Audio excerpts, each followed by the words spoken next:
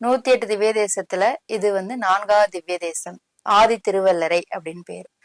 ஒரு ஆத்மா வந்து பாவ புண்ணிய கணக்குப்படி ஒரு பிறப்பு இறப்பு அப்படிங்கிறது இருக்கும்.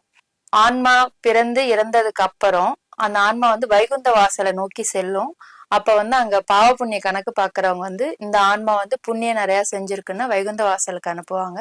பாவங்கள் நிறைய செஞ்சிருக்குன்னா ஒரே ஒரு கேள்வி கேட்பாங்க, நீ இவ்வளவு பாவம் பண்ணிருக்க, உனக்கு ஒரு வாய்ப்பு தரேன், நீ வந்துட்டு ஆதி திருவல்லரை கோபுரத்தை அட்லீஸ்ட் தூரத்துல இருந்தாவது தரிசிச்சிருக்கியா அப்படின்னு கேட்பாங்களாம். அவங்க அந்த ஆன்மா வந்து நான் பார்த்திருக்கேன் அப்படின்னு சொன்னா, தரிசிச்சிருக்கேன் அப்படின்னு சொன்னா உள்ள விடுவாங்களாம். இல்ல அப்படின்னா திருப்பி நீ அந்த பிறப்பு எடுத்து அந்த கோவிலை தரிசிச்சுட்டு வா அப்படின்னு சொல்லி அனுப்புவாங்களாம். இது வந்து ஒரு வரலாறு. இந்த கோவிலை வந்து மனசால நினைச்சாலோ அல்லது தரிசிச்சாலோ அந்த கோவிலோட பெயரை சொன்னாலோ முக்தி அளிக்கக்கூடிய ஒரு கோவில் தான் ஆதி திருவல்லரை.